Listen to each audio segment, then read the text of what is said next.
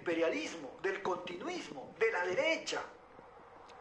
Pero este López Chao también políticamente es bruto, porque va a Cusco y dice, no voy a revisar el contrato ley de Camisea. Los cusqueños dicen, ¿cómo? ¿Sí? No voy a convocar a nueva constitución.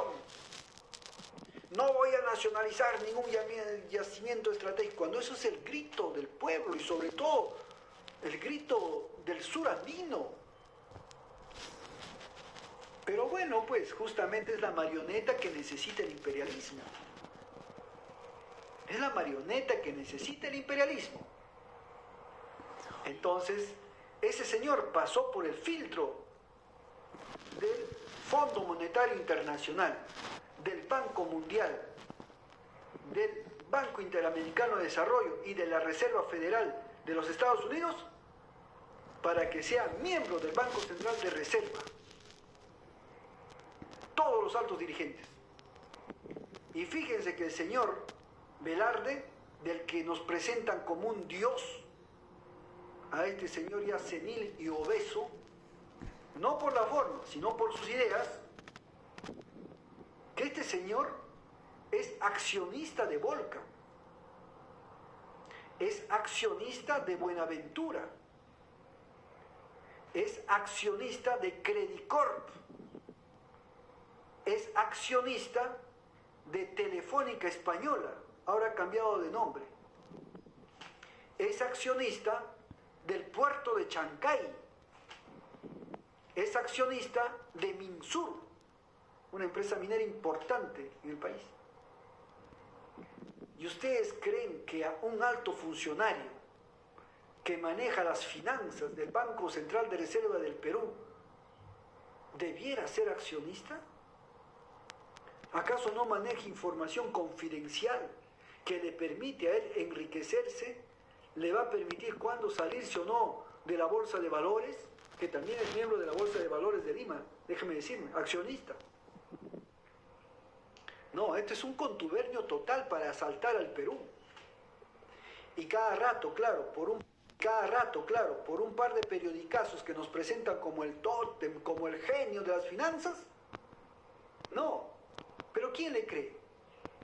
Solamente la gente que no estudia, la gente que no investiga, que lamentablemente es la mayoría del Perú, porque mientras el peruano, como dice Carlos Marx, esté ocupado en ver qué come hoy día, qué se viste mañana, o cómo está el techo de su vivienda, mientras no haya resuelto eso, no va a tener tiempo de pensar en política, no tiene tiempo de pensar en ciencia, en arte, no tiene tiempo de pensar en la literatura, etc.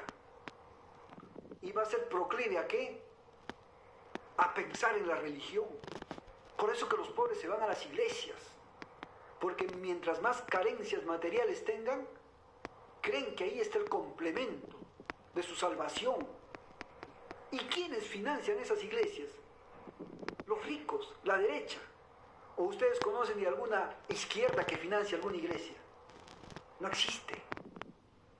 Y en ese captar de la iglesia, adoran al pastor. Es decir, terminan adorando a sus propios opresores que los tienen en esa condición de indigentes. Y eso se ve mucho en los conos, bastante. Por eso que donde está la religión, generalmente, con excepciones, hay una base de derecha. Hay una base que sostiene el statu quo.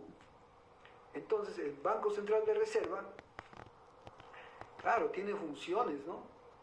Que es controlar la inflación, manteniendo la liquidez de los bancos, fijando una tasa de interés referencial, emite monedas, imprime billetes, o sea, está encargado de ese trabajo, ¿no? También rinde al Estado anualmente el movimiento económico de las finanzas de las reservas internacionales, administra estas reservas internacionales netas, ya sea en oro, ya sea en activos, ya sea en dinero, generalmente dólares, y también en alguna medida regula, por ejemplo, hoy en día el dinero electrónico. las transferencias bancarias. No hace la función de SBS, que es la Sociedad de Banca y Seguro, no, pero regula esas tasas que estoy mencionando. Entonces, alguien que está a cargo de esa institución no puede ser pues accionistas de las grandes transnacionales en el Perú. En otras palabras, este señor, al ser accionista, también es miembro de las grandes transnacionales. Y las transnacionales tienen, en otras palabras, la administración del Banco Central de Reserva del Perú. Y eso es lo que ocurre.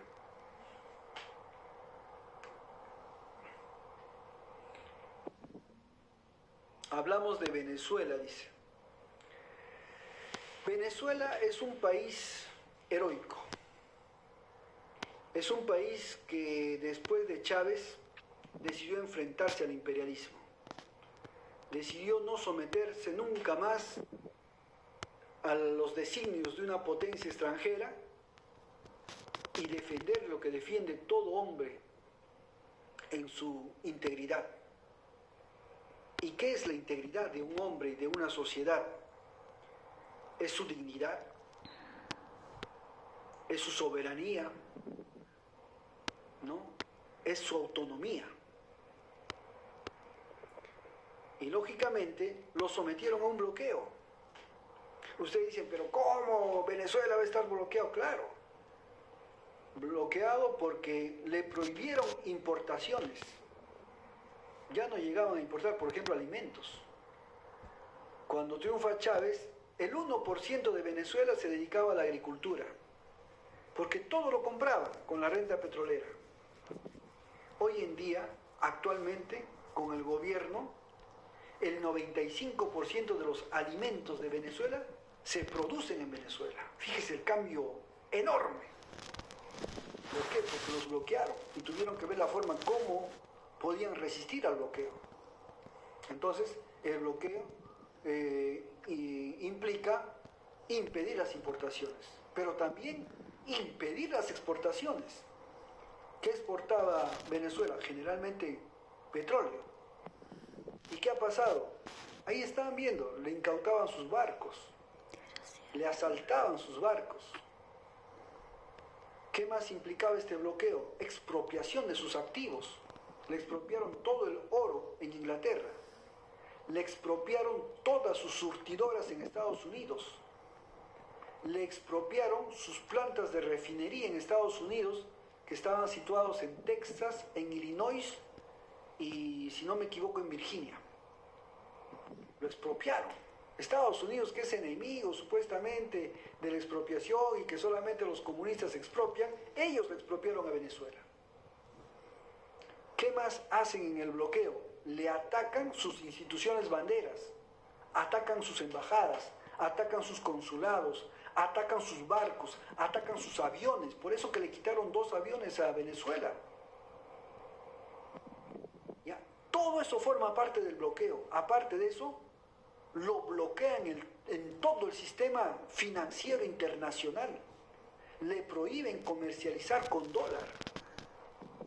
Por eso que Venezuela también ve la oportunidad para comerciar en yuanes con China. Y al final eso no le gusta a Estados Unidos. O sea, Estados Unidos genera el problema y cuando los venezolanos buscan una salida ya no le gusta la solución. O sea, el remedio le sale, la cura le sale más caro que la enfermedad. Entonces, Venezuela resistió el bloqueo. ¿Por qué resistió? Porque tenía un partido único que lo dirigía, porque tenía un liderazgo fuerte de Chávez, de Nicolás Maduro, porque tenía algunos aliados en el continente, que es el eje socialista, porque tenía tierras fértiles quienes garantizaban su seguridad alimentaria, porque tenía petróleo y tenía aliados internacionales como China y Rusia que se lo compraban. Entonces, como el bloqueo no le resultó a Estados Unidos totalmente, decidieron invadirlo militarmente. Y lo que le pase a Venezuela es una advertencia de lo que le puede pasar a cualquier país, y menos si tiene menos potencia que la venezolana, como el Perú. O sea, el Perú con esto que ha pasado en Venezuela lo único que tiene que decir es sí señor, nada más. Y con los gobernantes pusilánimes que tenemos, ni qué decir. Y que con el armamento que es obsoleto, peor. Obsoleto pero ruso, al menos independiente en algo. Ahora nos van a hacer dependientes comprando 24 aviones F-16 de los Estados Unidos. Es decir, Estados Unidos basta que diga no le voy a dar mantenimiento a Perú o no le vendo repuestos de ese avión y nos deja sin fuerza aérea. Esa dependencia vamos a tener nosotros. Es una lástima. Si Chile antes nos tenía algo de temor, era porque nuestro armamento era ruso. Si Chile nos metía espías, nos infiltraba gente, era porque se quería saber cuántos y qué características tenían esos armamentos rusos. Hoy en día ya no va a ser necesario, porque ya sabe que estamos comprando F-16, sabe cómo se compone un F-16, qué características tiene, qué velocidad tiene, cómo se desenvuelve, qué combustible usa. Es más, y Chile se está comprando unos aviones de mejor calidad todavía, mejor generación. Y si Estados Unidos tiene que decidir entre Chile y Perú, tenga usted la seguridad que va a decidir por Chile. Porque ese ha sido su aliado histórico. Entonces, eso es lo que pasa. Ahora dicen, no, Cuba ha fracasado, le han hecho mira lo que es el socialismo. No es el socialismo, señores. No es el socialismo. Cualquier país sometido a un bloqueo brutal por unos días, como en Cuba, fracasa, sin necesidad de que su gobierno sea socialista o comunista. Cualquier país.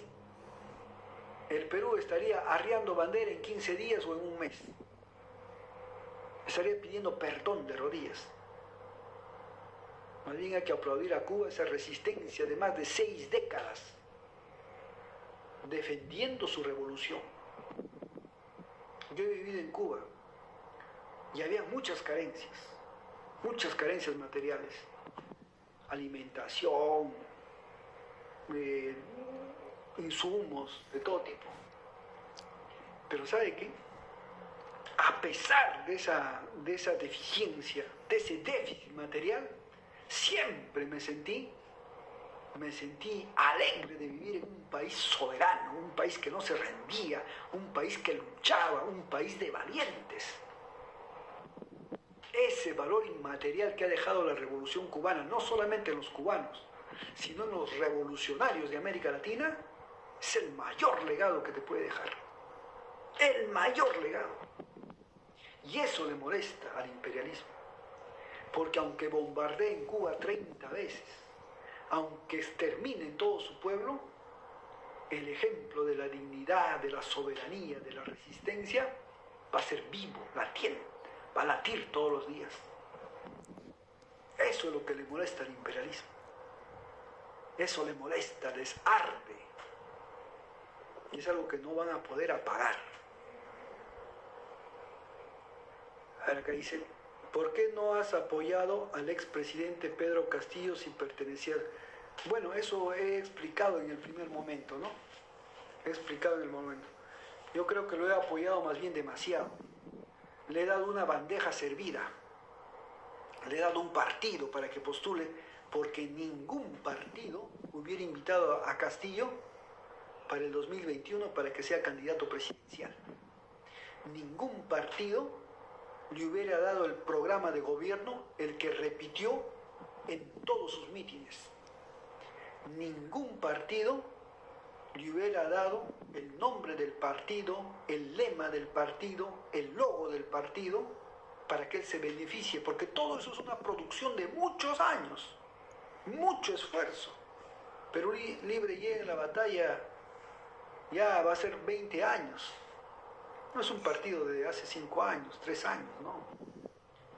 Todo eso se le ha dado. Castillo fue buen candidato, pero no él solo. Fue Castillo, con Perú Libre, con el sindicato, con el pueblo que tomó conciencia a raíz de los golpes que le dio la pandemia, Es decir, una serie de factores que generan el triunfo. Por eso es que cuando Castillo asume el gobierno y se desquita del partido, más rato se desquita de su sindicato, más rato se desquita del pueblo, fracasa. Fracasa. Antes del golpe de Estado que fue en diciembre, el 6 y el 7 de diciembre, 2 o 3 meses antes, revisen ustedes las noticias, ya habían protestas contra el gobierno de Castillo. A mí me avergonzaba porque una de las protestas fue en Huancayo. Era la cuna de Perú Libre. El golpe de Estado lo blanqueó a Castillo. Eso fue lo que pasó. Entonces la gente más lo ve como víctima, lo ve con lástima y no está haciendo un análisis más profundo. Y la derecha bruta, pues, ¿no? Porque hizo el golpe de Estado. Porque si lo hubieran dejado a Castillo en el gobierno, el mismo pueblo lo hubiera sacado a Castillo. Por traicionar el programa de gobierno. Por no hacer realidad lo que se había prometido. Por haber dejado a Perú Libre, al sindicato y a todos los aliados en el camino. Pero bueno, pues, se adelantaron y esas son las circunstancias que pasaron, ¿no?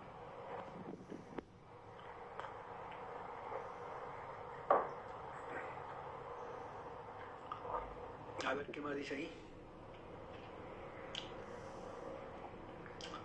Bueno, las estupideces no voy a leer.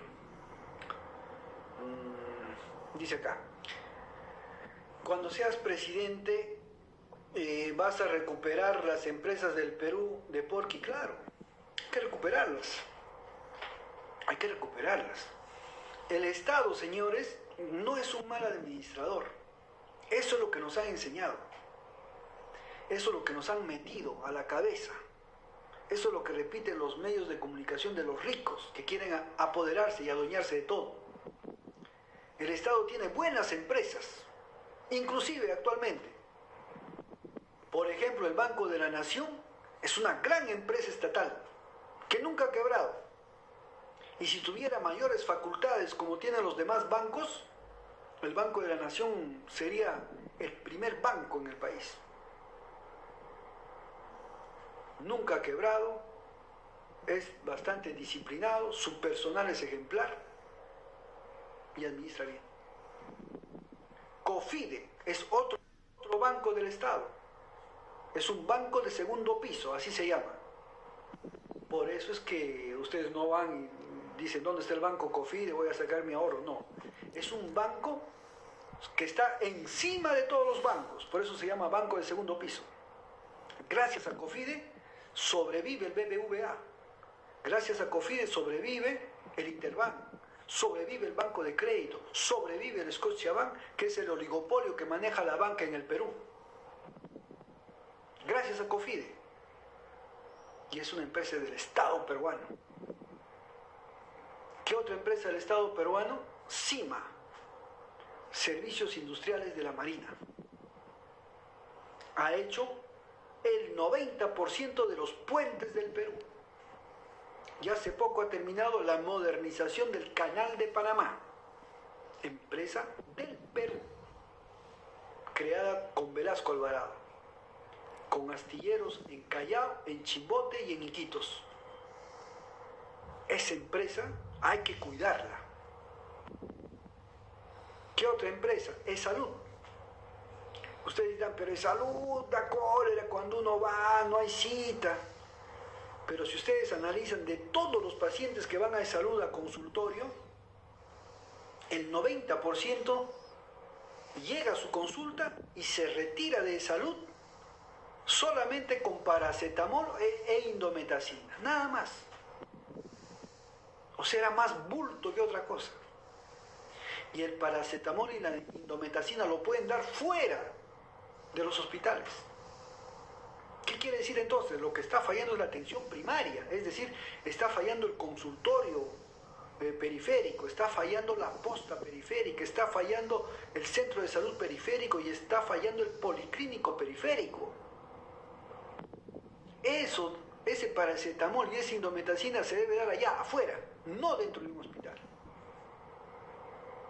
salud es una institución muy buena para operarse, para una terapia intensiva, una terapia intermedia, para hacer procedimientos intervencionistas con radiología, para quimioterapias, para radioterapias, para todo es bueno.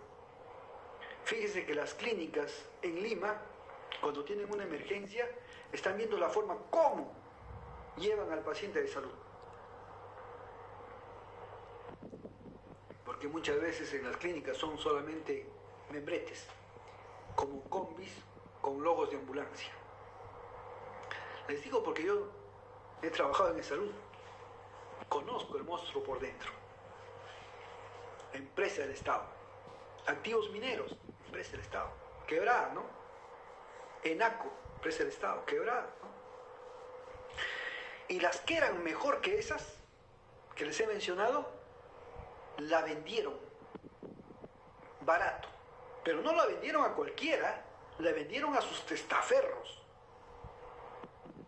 Porque era testaferro, o será todavía testaferro, de Fujimori y compañía. El ferrocarril central andino, hay que recuperarlo. Concesionado a Juan de Dios Olaechea. El puerto de Matarani, hay que recuperarlo, concesionado al señor Romero. Los puertos de Hilo, de Paracas, creo se lo han concesionado a la familia Brescia del Banco Continental. El mar territorial concesionado a los reyes de la pesca negra. La Amazonía concesionada. Las carreteras, los puertos, los aeropuertos, los corredores aéreos, el espacio electromagnético, todo. Entonces el Estado debe tener un control de la gran economía. La gran economía es vital. Si no, como Estado, ¿qué porvenir yo te puedo ofrecer si yo no manejo la economía en el país? ¿Qué porvenir te puedo ofrecer? Nada. Porque todo está en manos de los privados. Todo está en la famosa ley de la oferta y la demanda. En la famosa mano invisible, que ni siquiera es mano invisible ya, porque ya sabemos quiénes son los que regulan el precio, quiénes son los que concertan los precios, quiénes son los que tienen exclusividad en el mercado, quiénes son los que manejan el dumping para matar a la empresa nacional. Son los mismos de siempre, la dictadura del mercado, poder que nunca cambia. En el Perú se elige presidente cada 5 años, pero ¿ustedes creen que el presidente de la República tiene todo el poder? No. Tiene una partecita del poder, chiquita, porque el presidente de la República ni siquiera elige al fiscal de la Nación, no elige al presidente de la Corte Suprema, no elige a los miembros del Tribunal Constitucional, no elige al presidente de la Junta Nacional de Justicia, no elige al presidente del Jurado Nacional de Elecciones, apenas elige al Procurador General del Estado, y más rato no lo va a elegir con la ley que quieren aprobar. El presidente de la República tiene cada vez menos facultades en este país. Estamos en una transición del gobierno presidencialista al gobierno parlamentarista. Y se va a reforzar esa teoría con las cámaras que han abierto tantos senadores e diputados. El presidente de la República no tiene el poder que algunos candidatos neciamente ofrecen afuera como van a ser los grandes poderosos. Después cuando llegan al gobierno se dan cuenta que no tienen facultades y son un pelele más. Y más aún si su personalidad es de pelele. No puede hacer nada. Pero entonces, ¿quién está en el poder real? Hace muchos años y que no sale. Los banqueros. Las grandes transnacionales y empresas nacionales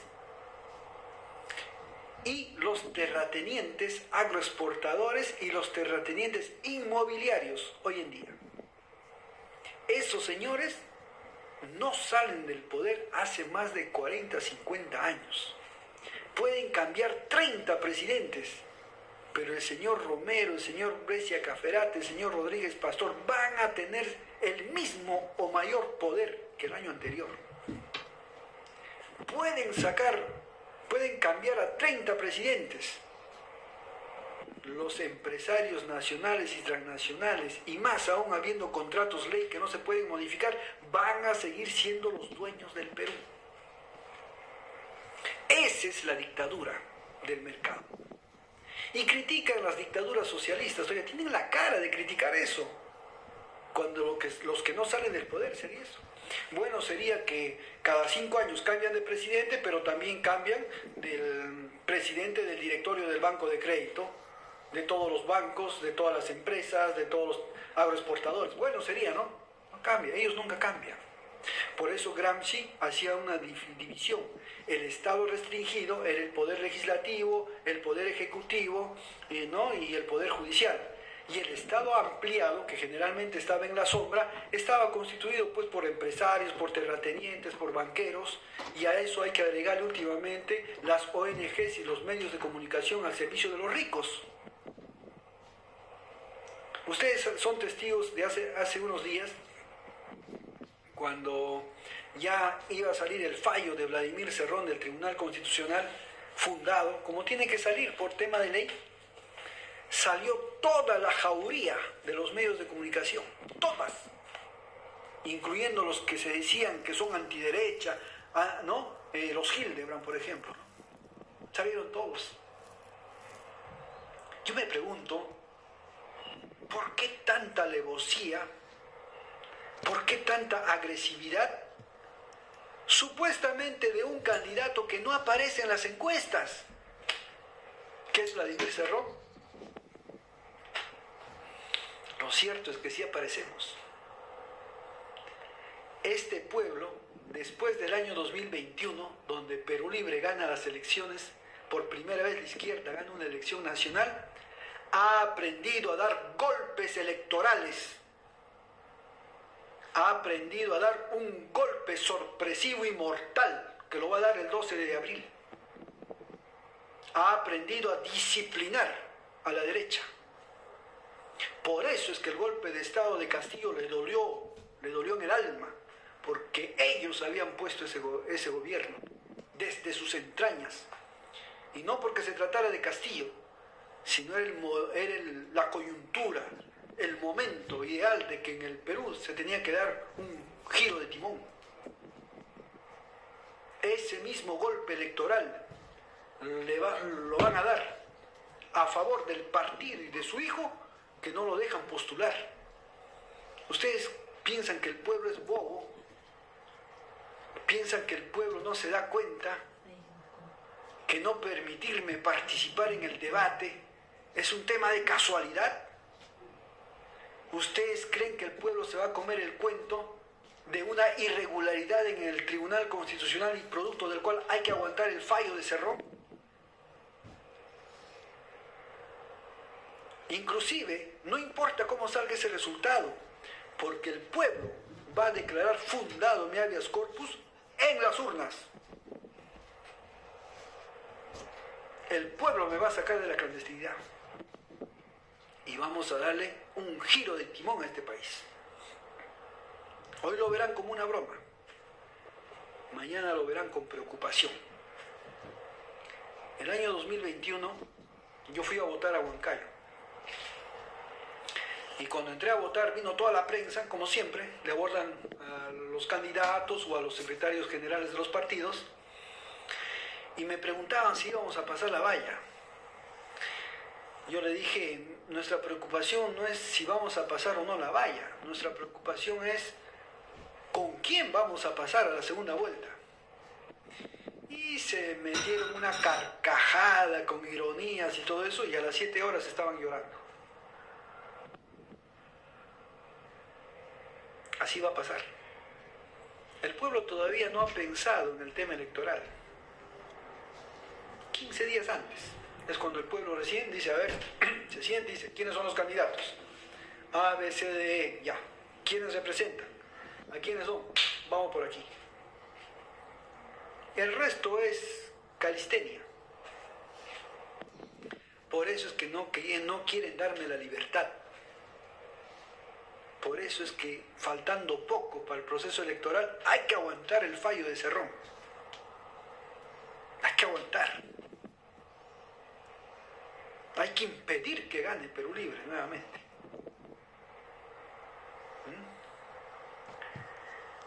La derecha prácticamente está en desesperación, porque va a perder.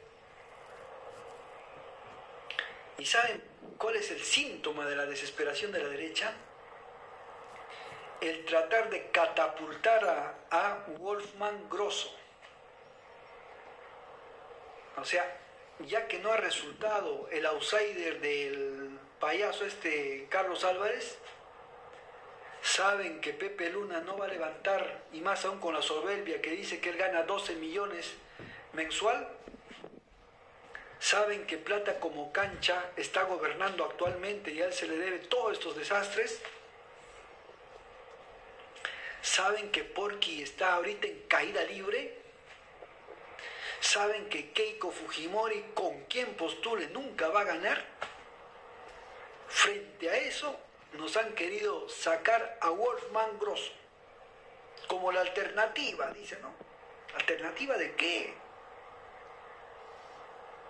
Si el señor representa a los militares.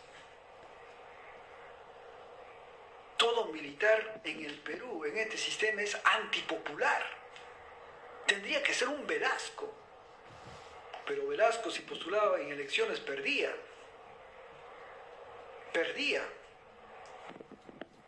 Entonces tendría que ser un militar que entre por golpe de Estado y ahí demuestre que está a favor del pueblo. Como dice Héctor Béjar, Velasco fue casi un milagro. Ahí le doy toda la razón. Yo no soy velasquista, porque si hacemos otras cuentas de las matanzas en Ayacucho, la privatización de la educación secundaria, las matanzas en Huanta, y muchas cosas más, los maestros deportados en el CEPA, nos vamos a dar cuenta que no era tan popular, o sea, para decir que era de izquierda o era socialista, ¿no?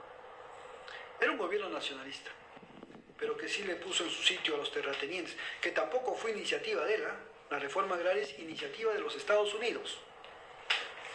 Gobierno de Kennedy, reunión en Punta del Este, donde obliga a todos los presidentes, a todos los cancilleres y ministros de Economía a empezar la reforma agraria. Por eso que en el Perú la reforma agraria empieza con Manuel Prado Ugarteche, el año 59.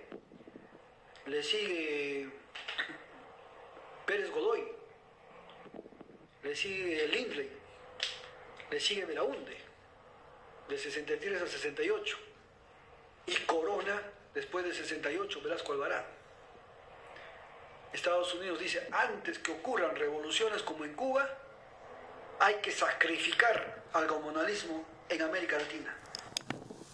O sea que hay que dejarle sin bandera a una posible revolución que venga reclamando reforma agraria. Y con eso le dejaron sin bandera. Más bien la burguesía del Perú debiera agradecerle a Velasco, debiera hacerle un monumento, hombre. Porque si no era por Velasco, lo hubiera hecho Sendero Luminoso. Y con Sendero, esos gamonales que después se convirtieron en banqueros, porque ustedes dirán, ¿dónde se han ido los gamonales a quienes Velasco les quitó sus haciendas? Son los banqueros de ahora. Esos banqueros eran los gamonales, eran los terratenientes de aquella época. Entonces, si hubiera ganado Sendero, ni esos hubieran existido, ni su alma hubiera existido. Por eso también Hildebrand, ahí sí le doy la razón, cuando dice, después de haber aniquilado a Sendero, la derecha volvió a abusar más aún del pueblo. Tiene razón. Entonces, eso es lo que ha ocurrido. ¿Cuáles son los cuadros técnicos para los ministerios? Me pregunta aquí MBA.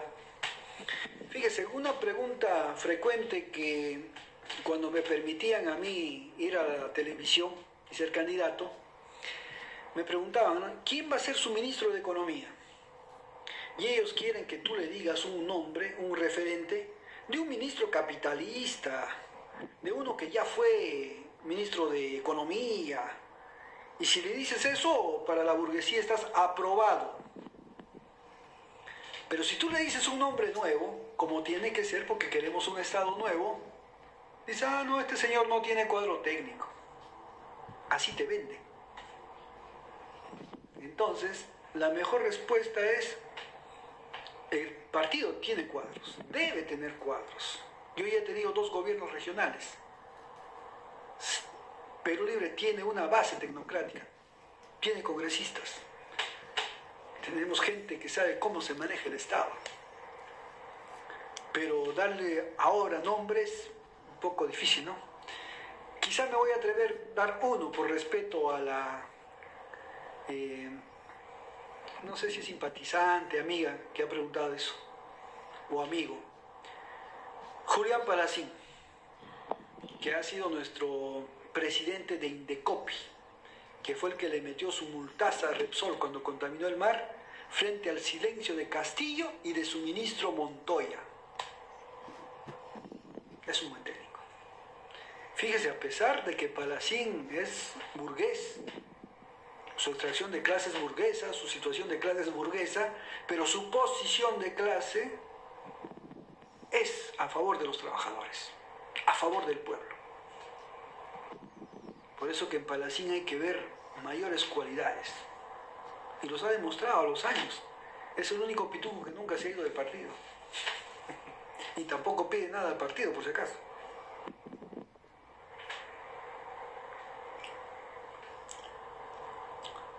¿Qué opina del Che Guevara y su forma de pensar?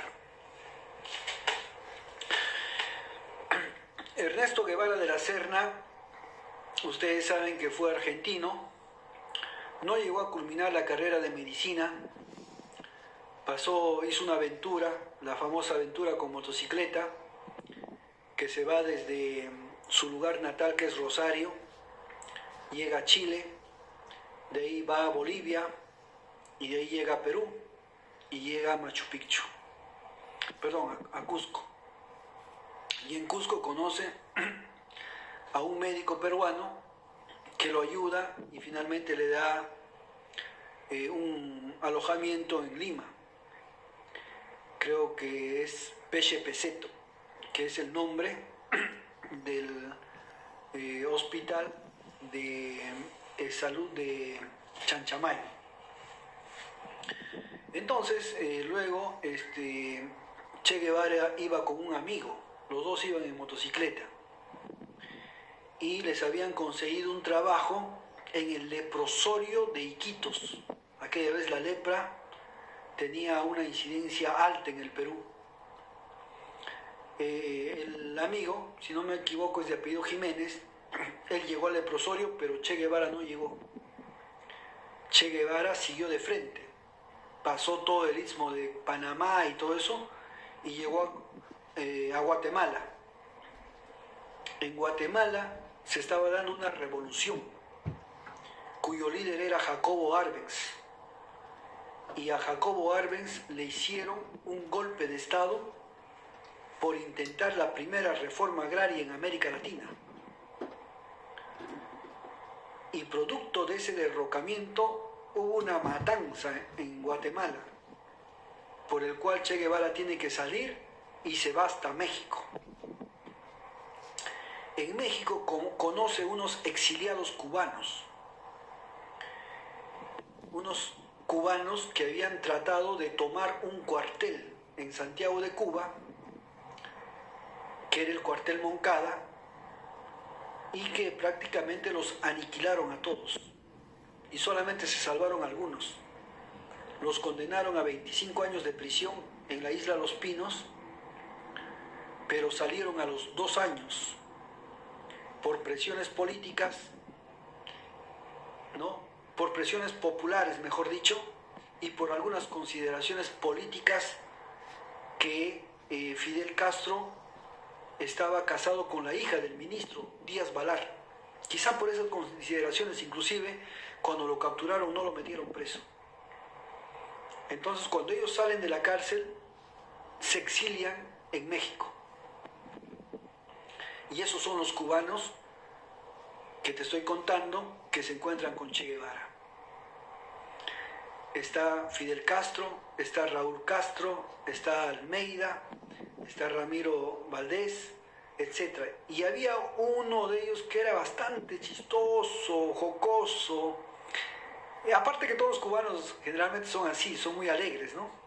Un tal Nico López, que era, si no me equivoco, natural de la provincia de Granma. Él es el que le pone el apelativo de Che a Ernesto Guevara. Y entonces Fidel organiza a ver cómo vamos a decir, a los que van a invadir nuevamente Cuba, o sea, los guerrilleros que van a volver y van a entrar a Cuba con el ejército invasor. Un ejército revolucionario, obviamente, ¿no? Y a Che Guevara lo llevan ahí, pero de médico, no lo llevan de soldado. A Che Guevara lo llevan de médico. Y todos se meten al yate Granma. Entonces nadie podía salir a la superficie, todos tenían que estar a cubierta. Porque se supone que era un yate cualquiera y tenía que llegar a Cuba para no ser detectado por la aviación del gobierno de Batista, el ejército batistiano, porque si no ahí en alta mar los hubieran aniquilado, los hubieran acribillado con la fuerza aérea. Entonces así desembarcan en Granma. Por eso que el periódico o el órgano oficial del Partido Comunista en Cuba se llama Granma. Llegan ahí, también los reciben con una artillería de la aviación y sobreviven, si no me equivoco, 5 o 7. Y esos 7 se encuentran nuevamente, entre ellos estaba el Che Guevara, y logran reunificar los pocos sobrevivientes y a eso se suma el pueblo. Se suma el pueblo, el ejército rebelde va creciendo, va aumentando y van liderando, van peleando y van ganando batallas. Y surgen, aparte de Fidel Castro, otros líderes y comandantes, ¿no?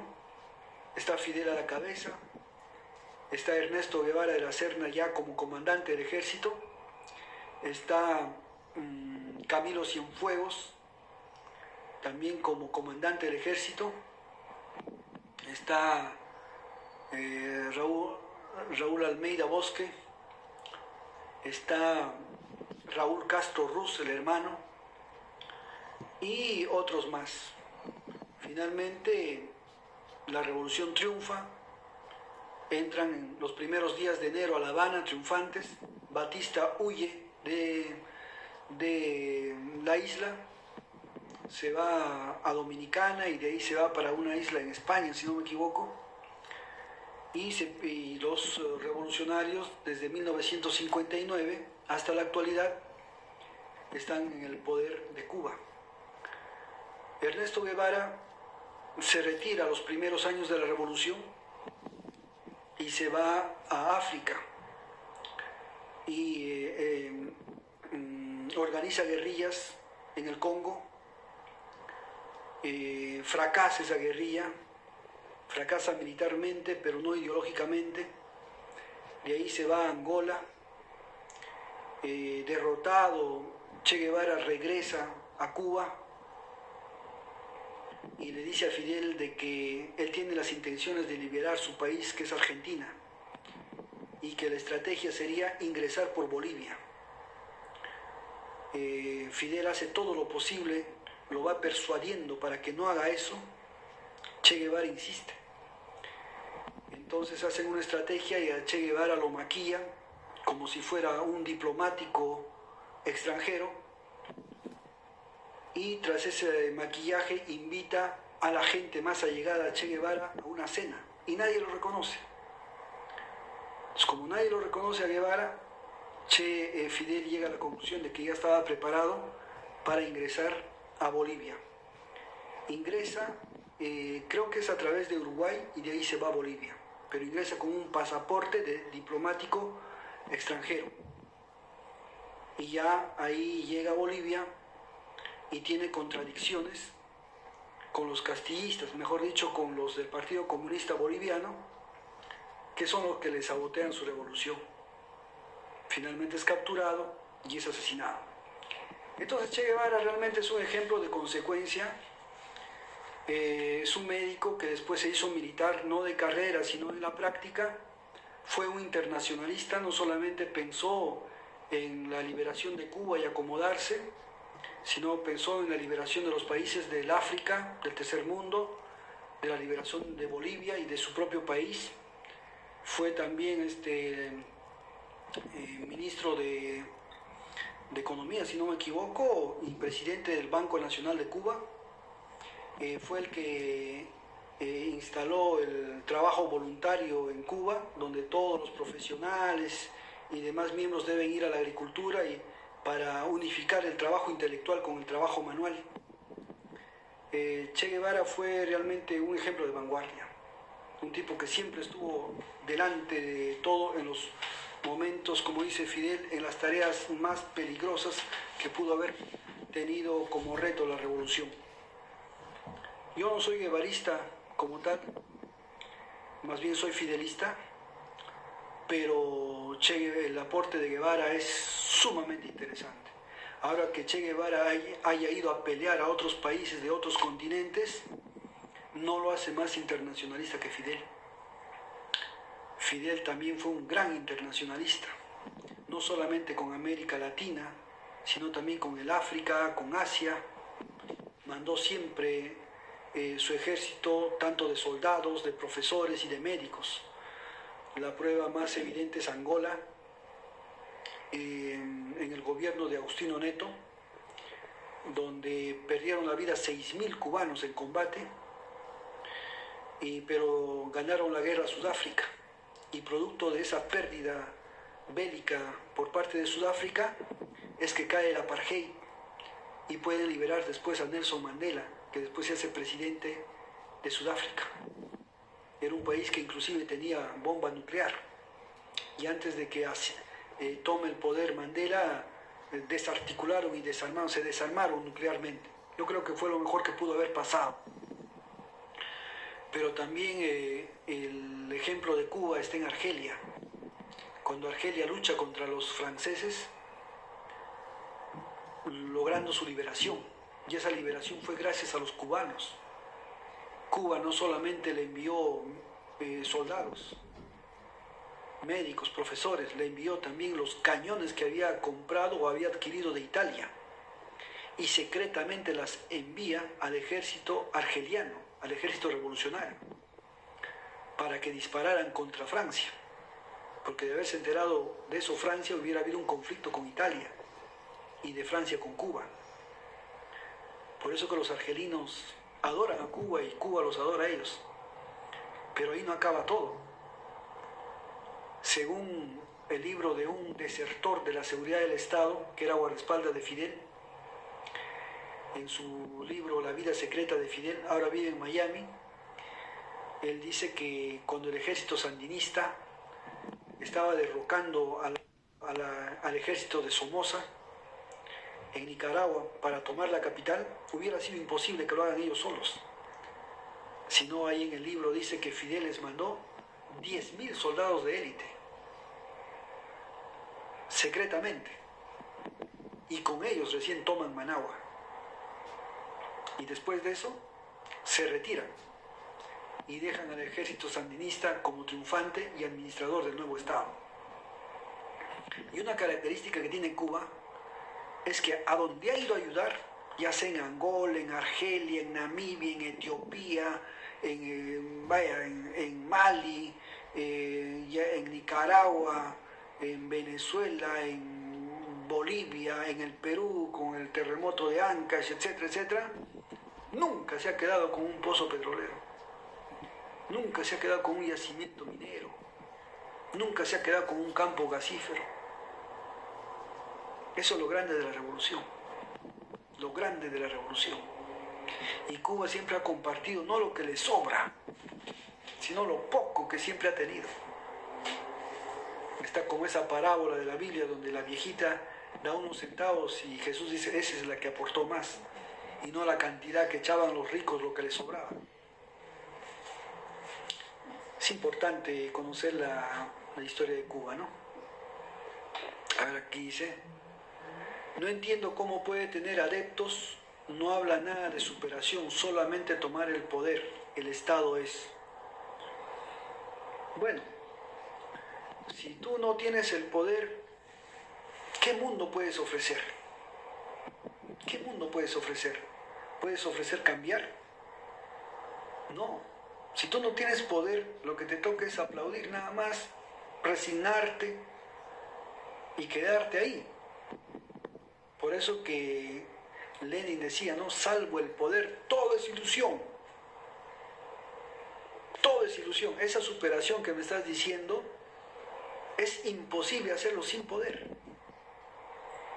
Cuando yo llegué el año 2002 como médico neurocirujano recién graduado a Huancayo, Huancayo ni siquiera tenía un tomógrafo. Y yo estudié en una provincia de Cuba que era la mitad de población de Huancayo. Y Huancayo, que era más grande, no tenía un tomógrafo. Y en la provincia de Cuba existían como 5. Entonces mandaba carta al director regional, al director del hospital, y nadie compraba el tomógrafo, decían que no se podía, que no había, que había que tercerizar, todo un cuento. Y es cuando me decidí postular al gobierno regional. En el gobierno regional nadie me impedía comprar un tomógrafo. Era solamente mi voluntad. Y cuando yo me fui del gobierno dejé 5 tomógrafos operativos, tanto para la selva como la sierra, de todo Junín. ¿Y por qué lo hice eso? Porque estaba en el poder regional, pero estaba. Salvo el poder, todo es ilusión. Así es verdad. ¿Qué opinas de la gestión de Rafael Correa? Un buen presidente, magnífico presidente. Tengo la mejor opinión. Lo he visitado cuando estaba en su gobierno. Hablé también con Jorge Glass, el que está preso. Yo tenía la idea de que Ecuador estaba más atrasado que Perú, porque eso nos dicen, ¿no? Ecuador y Bolivia son pobres, el Perú es lo máximo, ¿no? El Perú es tan alienado que ni siquiera tiene movimientos indígenas fuertes como lo tiene Bolivia y Ecuador. Todavía se sigue creyendo que es la metrópoli española. Por eso que en vez de generar un movimiento indigenista, etcétera, lo que hace es reponer la estatua de Francisco Pizarro, ¿no? Ese es el Perú. En Ecuador los movimientos indígenas, dirigidos por la CONAI, por ejemplo, derrocan gobiernos, cambian presidentes. En Bolivia igual, en Bolivia derrocan presidentes. Pero en el Perú no, el Perú es urnista. El Perú va al ánfora. No derroca con movimientos, con golpes de masa. Ni siquiera esa de la de 4 suyos, que fue financiada por Soros y fue financiada por Estados Unidos. Ni siquiera eso derrocó a Fujimori. No lo derrocó. Fujimori se fue después de 2 meses o 3 meses, creo, y eso cuando Estados Unidos le baja el dedo. No es por la marcha de los 4 suyos. La marcha de los 4 suyos más bien hizo que saliera Fujimori y entraran los caviares y sacaran solamente la firma de Fujimori de la Constitución, y el resto del edificio era igualito hasta hoy en día. Una cosa es derrocar a Fujimori y otra cosa es derrotar el Fujimorismo. Keiko Fujimori ha perdido 3 veces, pero el Fujimorismo no ha perdido. Ahí está su Constitución, ahí están sus contratos de ley. Una cosa es Keiko y otra cosa es el Fujimorismo. Entonces, llego a Ecuador y veo ese desarrollo de Ecuador, ¿eh? Autopistas, carreteras, hospitales, atención gratuita. Los extranjeros tenían para atenderse gratuitamente durante su estadía todas las patologías de urgencia o de emergencia, menos las electivas. Electivas es para el pueblo ecuatoriano. Eso era Correa. Nosotros le comprábamos inclusive electricidad a Ecuador. Habían construido 169 centrales hidroeléctricas Ecuador era una potencia hidroeléctrica, hidroenergética. Como veo, ahora son un país dominado por el narcotráfico, por la delincuencia y exportador de bananas. Rafael Correa ha sido un gran presidente, es un gran estadista. Lo único que, bueno, yo sí tengo que cuestionar algo de Rafael Correa es que se pega mucho al sector caviar socialdemócrata y que ellos prefieren estar con Verónica Mendoza que con Perú Libre. Pero es un buen presidente. Bueno, yo creo que hemos dialogado lo suficiente. Yo les agradezco. Estamos entrando a los días decisivos de las elecciones y sé que van a haber sorpresas contundentes. El pueblo va a volver a dar un golpe electoral violento en las ánforas. Van a haber buenos resultados y esperemos un buen porvenir para el país. Hay que cuidar los votos. Todo el pueblo. Hay que impedir el fraude. Un fraude que ya está en marcha, obviamente, ¿no? El excluir a Perú Libre del debate es el inicio del fraude.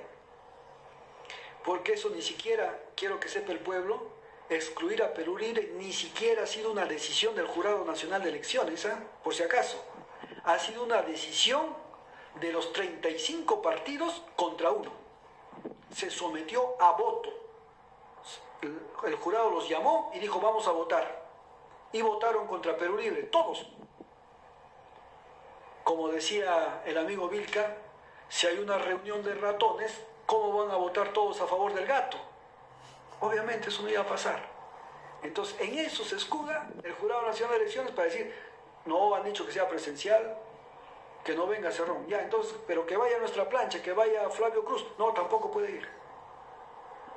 Entonces, hay dos preguntas. ¿Para qué me accedes de candidato si no me vas a dejar ir al debate? ¿Para qué conformamos una fórmula presidencial? Para que la fórmula presidencial o los miembros de ella no reemplacen después al titular. ¿Cuál es el objetivo? Contradicciones que los desenmascara.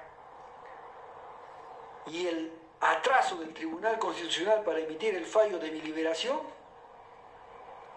es casualmente una medida política para que Cerrón no vaya al debate, no les voltee el plato, que ellos creen que lo tienen ganado.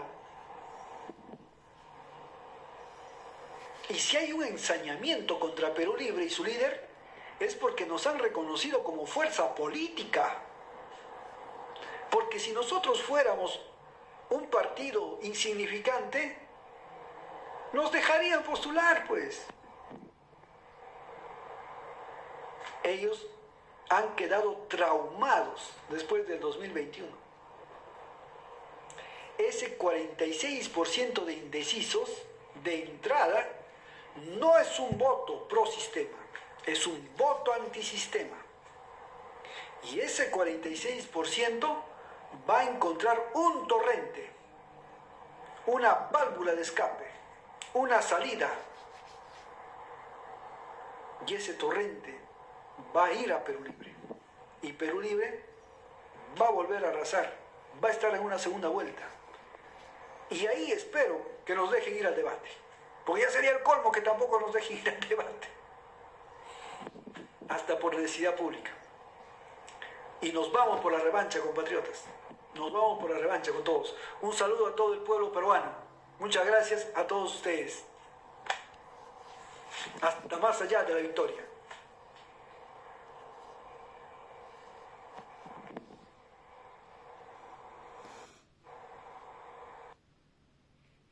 ¿Dónde venden así? Dice.